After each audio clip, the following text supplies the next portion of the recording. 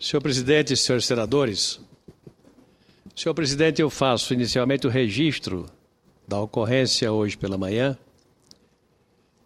de sessão conjunta do Congresso Nacional, ocorrida por requerimento do senador Cássio Cunha Lima e do deputado Rui Carneiro, de homenagem pela passagem dos 100 anos do ex-governador, do ex-ministro de Minas e Energia, do Tribunal de Contas da União, do ex-senador, do ex-deputado federal, de uma legenda na história da política paraibana, o Dr. João Agripino Filho. Eu tive a oportunidade, inclusive, de presidir a sessão. Ele era meu tio, estaria fazendo, nesse mês de março de 2014, 100 anos. E por iniciativa desses dois paraibanos, o deputado Rui Carneiro e do senador Cássio Cunha Lima, ocorreu hoje pela manhã uma sessão especial de homenagem à memória, oportunidade em que se pôde, pela palavra do senador Cristóvão Buarque, do senador Cícero Lucena, do senador Cássio Cunha Lima, se pôde recuperar a memória de João Agripino, que foi um político à altura das melhores exigências que se possa fazer de um homem público, e aqui a Paraíba e o Brasil devem muito.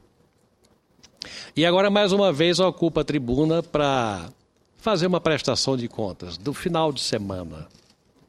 Senhor presidente, a vida que nós levamos aqui em Brasília, ela impõe muitas restrições, porque a gente chega aqui de manhã e sai de noite. A gente fica prisioneiro das conversas entre colegas, com jornalistas, em comissões, com debates de ordem técnica.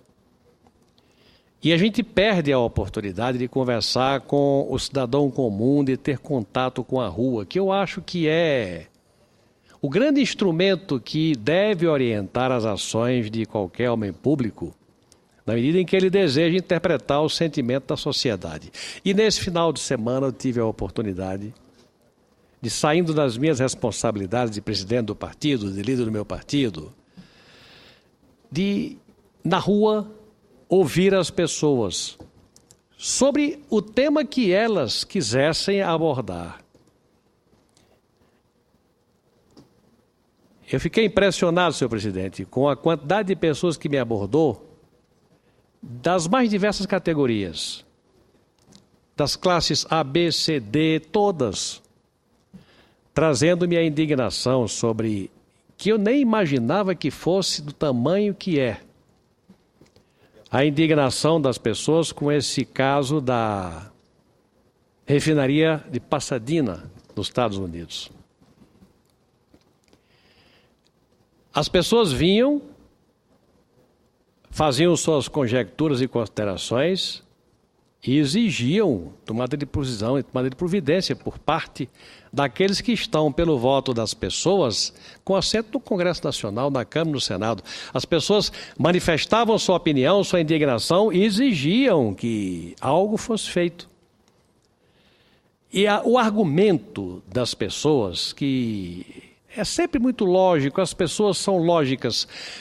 A gente pode até duvidar de que as pessoas não tenham a informação na devida profundidade sobre cada fato, mas elas são capazes de discernir os fatos e fazer um julgamento de valores muito cristalino. E o que as pessoas dizem não cabe na minha cabeça uma empresa como a Petrobras comprar por 42 milhões um bem, uma coisa, e vender. Alguém comprar por 42 milhões de reais uma coisa, veja o que está na cabeça das pessoas. As pessoas sabem que um grupo belga, que tinha uma propriedade pela qual pagou 42 milhões de dólares, vendeu pouco tempo depois. Não sabem em que circunstância exatamente essa venda foi feita, em quantas etapas foi feita, mas sabem que vendeu o que custou 42 bilhões. Esse camarada, que não sabem que é um grupo belga, vendeu por 1,2 bilhão. E eles imaginam, foi 6 meses depois, foi 3 meses depois, foi 1 ano depois, de 42 para 1,2, de 42 mil para 1,2 bilhão, na cabeça das pessoas está um lucro astronômico e uma coisa inacreditável. E quando imaginam que quem esteve envolvido nessa história foi a Petrobras, aí as pessoas se imbuem de uma indignação ainda maior. Aí começam a fazer aquele tipo de interpelação. Ah, mas o dono comprou por 42 e vendeu por 1 bilhão e 200. Dizem que quem autorizou foi a própria presidente da República. E vocês não vão fazer nada para investigar? Estão dizendo que os técnicos da Petrobras estão negando aquilo que a presidente disse. Isso é o que se está passando na cabeça das pessoas, as menos informadas. É que a presidente disse, como justificativa, uma coisa do negócio que foi feito, que aquilo que tinha custado 42, a Petrobras teria negociado por 1,2 bilhão, e que a presidente da República teria autorizado aquilo que custou 42, a Petrobras comprasse por 1,2 bilhão.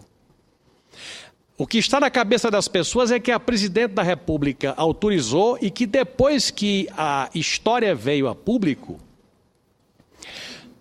os dirigentes da Petrobras, e aí eles não sabem quem é o diretor financeiro, quem não é o diretor financeiro, mas sabem que os dirigentes da Petrobras negam o que a presidente teria dito, que teria autorizado porque não estava informada por inteiro das cláusulas do contrato e que por isso teria autorizado. E aí dizem, mas os grandões da Petrobras dizem que ela sabia. E aí há duas coisas na cabeça das pessoas, se a presidente está falando a verdade ou se quem não está falando a verdade são os dirigentes da Petrobras.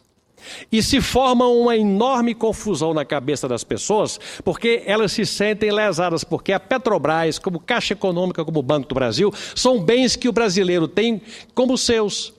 São bens do cidadão brasileiro. O Banco do Brasil é um bem do Brasil. A Petrobras é um bem do Brasil. A Caixa Econômica é um bem do Brasil. Na hora em que a Petrobras, na cabeça das pessoas, compra uma coisa que alguém tinha comprado por 42 e a Petrobras compra por 1 bilhão e 200, as pessoas caem num desespero achando que alguém está dilapidando o patrimônio dos brasileiros e que alguém tem que pagar. E este assunto tem que ser esclarecido. É isso que eu vi dos mais diversos segmentos da sociedade este fim de semana.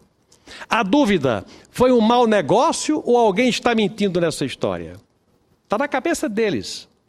Tem alguém mentindo? A Petrobras está mentindo? A presidente da República é o que justificou uma história de put action. Não sabe pronunciar bem direito o que é. Aquela cláusula que manda, que é o objeto da discórdia entre os dirigentes da Petrobras e a presidente. As duas cláusulas, a Marlin, que determina que o sócio da Petrobras receba, em circunstâncias normais, lucro, mesmo que a empresa não dê lucro, e que estaria no contrato, e a put action, que manda que, no caso de litígio entre as partes, uma das partes é obrigada a comprar parte do outro, 50% do outro. E aí eles não sabem ao certo que a coisa foi comprada inicialmente por 360 milhões de dólares, e que no segundo momento foi obrigado por decisão judicial por mais 820 milhões de dólares, fazendo 1 bilhão e quase 1 bilhão e 200 milhões de dólares. Mas a discórdia é, os dirigentes da Petrobras dizem que não, as informações que a presidente disse que não dispunha e só autorizou por isso, os técnicos da Petrobras, os executivos da Petrobras dizem que não, que aqueles elementos estavam disponíveis e que a presidente determinou ou autorizou como presidente do Conselho de Administração, porque sabia, tinha a obrigação de saber. E sabe o que é que eles nos pedem? As pessoas nos pedem que investigue, que cumpra a nossa obrigação. Vocês estão lá para defender o interesse do Brasil. Vocês têm aqui agora cumprir a sua obrigação.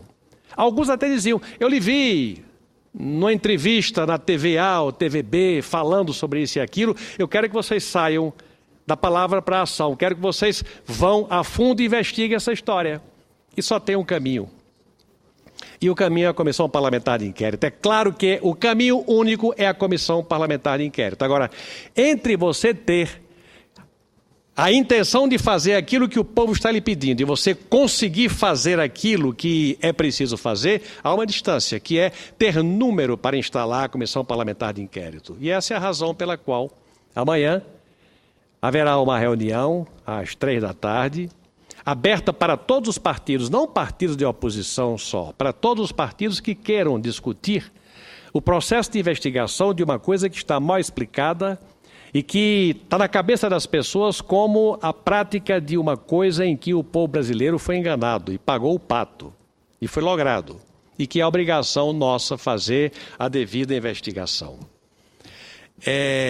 Os fatos são postos, estão postos. Os jornais do fim de semana trouxeram as notícias do segundo negócio feito na refinaria do Japão, quando a mesma cláusula put action era explícita no contrato e a presidente autorizou a que o negócio fosse feito.